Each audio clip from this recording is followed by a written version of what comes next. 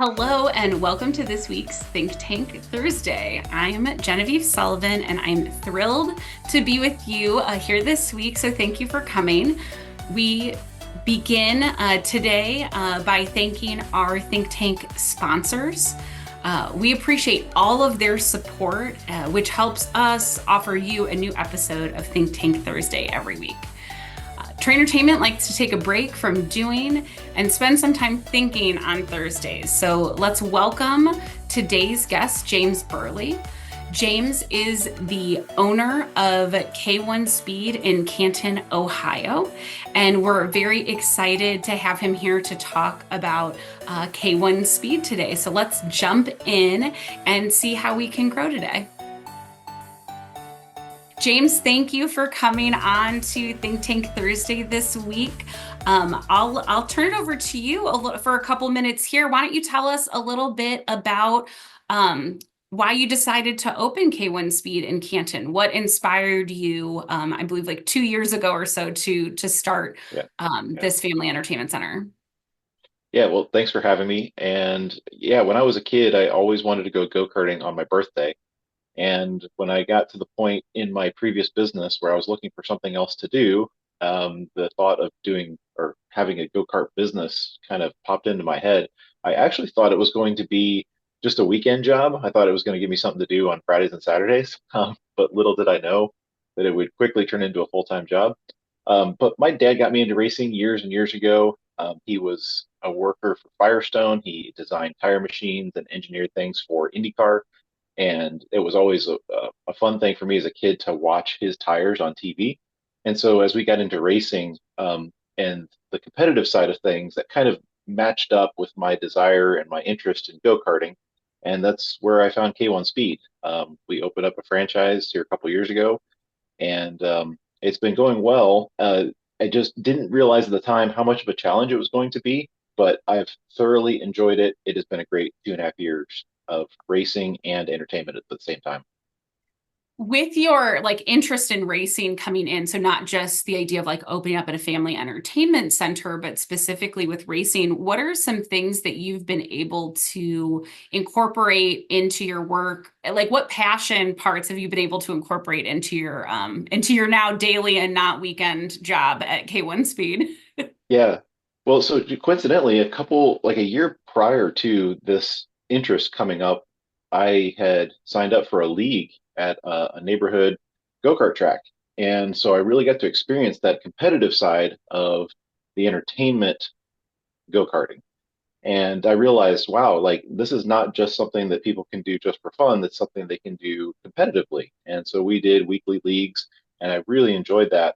And so it really sparked in my mind, like I can take that competitive side of things and put it in my business as well.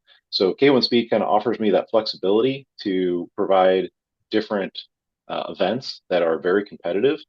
And so while we recognize that family entertainment is, I mean, that's the core of our business, right? So that's what drives our revenue. That's what keeps our doors open.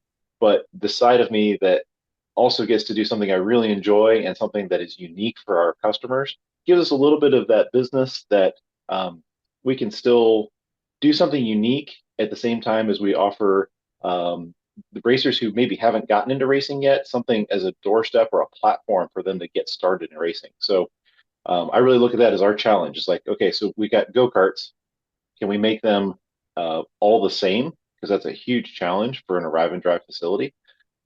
We've got battery operated equipment, but what can we do to make that even better, to make the batteries last longer, or what kind of battery technology can we implement?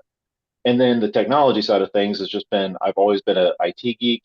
I love computers and networking, all that kind of stuff. What kind of technology can we implement into the racing that keeps it interesting, but also adds that extra element of uniqueness? So we've kind of combined all those together. We've worked with a manufacturer on the battery side of things for the last couple of years, who has designed and engineered new batteries for us that have allowed us to do races that go in excess of, well, we do a 12-hour race every year, but on a normal basis, like we can do 40 minutes on a charge. And that's just kind of unheard of in this space. And we've turned that into an endurance league where once a month we have racers coming in and racing a 30-minute race. And then, like I mentioned, that 12-hour race. So had had a group of us sitting around one night. We were talking about, we could do this all day. It's so much fun. And we're like, you know what? Maybe we could do it all day. So we created a 12-hour race. That event has run for 2 years now. And as far as we know, it is the first time anybody in the electric go-kart field has ever run a race for an entire 12 hours. That's incredible. That's incredible, right? Really, and doing it, I think, so quickly within opening, right? You said 2.5 years to go, so to Yeah. go from that. What kind of what has the response been from the community in offering, again, not only the family entertainment side, but this more focused, competitive racing and really challenging yourself in um, increasing just the racing community and introducing more people to go-kart racing in your area? Yeah, I mean, the response has been good because we've had enough people interested to keep these programs going. So right now, on average, 20 people will sign up for our endurance races, and that's just taken a lot of time to build and find people who are interested. Um, it's a small part of the market. Granted, again, Rive and Drive is what keeps our doors open, but we've been able to find a few drivers here and there as they get interested and they get faster that they are really interested in this kind of uh, endurance type racing. So, um, what was the other part of the question? I was just, yeah, asking the connection, the community, right? Like, what has Oh, the the community. community Yeah. response been? And I think the greatest part for me, and this is just a personal side of the business that I particularly enjoy, is dads racing with their sons, dads racing with their daughters, families coming in and racing together. That is near and dear to my heart because that's where my dad got me started. That was dads in racing. And to see dads have an 11 or 12-year-old come in for the first time, get a taste of racing, and really grab a hold of it and want to do this now going into the future is just, it's beyond words to me. So while it's a ton of work to do all this, when I see those moments when a new kid catches it for the first time, or he does a fast lap for the first time, or I see a son go up to his dad and he's like, "This is awesome. I love this," and like they embrace and everything. Like those are the moments. That's what's worth it, no matter how much work it is. Yeah, those are very special. In fact, I had a dad tell me recently he has a daughter who's right around 10 years old and she loves the racing. They're coming in all the time. And he's like, he's a stand at the counter. He said, I never thought that this would be something that I would be doing with my daughter. That's great. And did they come in? What did they come in for a birthday party? Was it just like they just tried it out one day? I think so. Yeah, the backstory of that one I'm not 100% sure of, Yeah. but I think it was just an arrive and drive thing. Yeah. To give people and open people to the experience. That's really great. I think that's what I noticed certainly in coming in to your facility and seeing it for myself is what how unique it can be if you don't have access to racing and especially Absolutely. the 365 day, right? It's an indoor track, right? It's Oh, yeah. electric. Like what benefits do you see in sort of the setup you have at K1 Speed that you're able to do it year round? Like what benefits does electric bring to the table? Obviously, it's a lot cleaner and nicer. And like you said, it's year round. So days like today when it's raining outside, it's not affecting us. That's very common in the go-kart industry, being outdoors and gas driven. I mean, that's the way the industry has been for a long time. And those are great things, but now we get to offer an alternative to that. So, like you said, year-round, indoor, protected environment, and then no fumes on the indoor track and that kind of stuff. So, What ways like sort of looking forward, what ways do you want to continue to grow? What ideas are kind of bubbling at the surface for you right now with K1 Speed? yeah, so that's really our next challenge is okay, we've been open for 2 years and we're developing these new series. What can we do now to help that person engage in racing? What steps do they, or where do they go from here? What is their next step? We've seen a couple of our kids engage in gas carts. We have a couple of our teenage drivers who are now looking at maybe going to the Formula 4 series, or actually, two of our drivers already have gone into the Formula 4 series. They completed a series this summer where, I mean, they're competing in open wheel carbon fiber chassis with like 500 horsepower behind them, that kind of stuff. So like they have moved up that stuff. And I think that'll be the next challenge for us is we have developed a great base of drivers that are enjoying this arrive and drive type thing that is very affordable. Now, where do they go from there?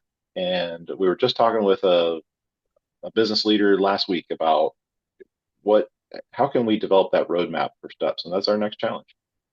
Excellent. Yeah. So you'll have, next thing you know, you'll have IndyCar drivers, people in the Indy 500 who came to I hope K1 so. first. Yeah. We've been trying for a long time. We haven't got them yet, but But the, working on it. I mean, the greatest thing about this on the business side of things is it's a very low barrier to entry. So we're providing the equipment. Parents don't have to invest in it. We prepare the equipment. You don't have to have mechanical knowledge, and it's low cost.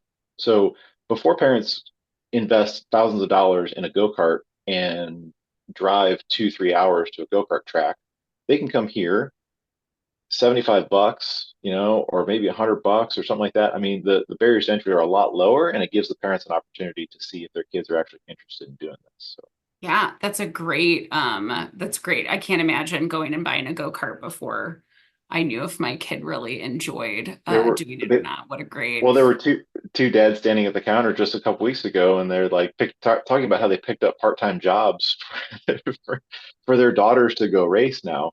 And I said, you used to have second jobs for your own hobbies and interests, and now you get to do them for your kids, For right? your So kids.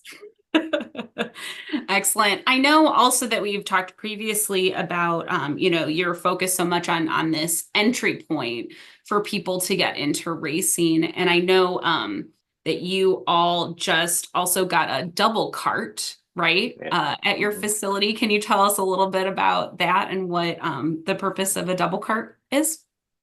Yeah, we just got that launched here last week. Saturday was the first day we ran that full time. And it serves three purposes, really. I mean, our target market is trying to get the families where their kids are not tall enough to drive a cart yet.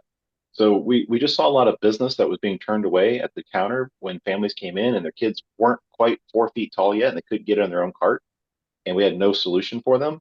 And I said, we've got to stop turning this business away. Like we spent all these marketing dollars to get these people into our doors, and we need to offer them something. So that was the primary objective.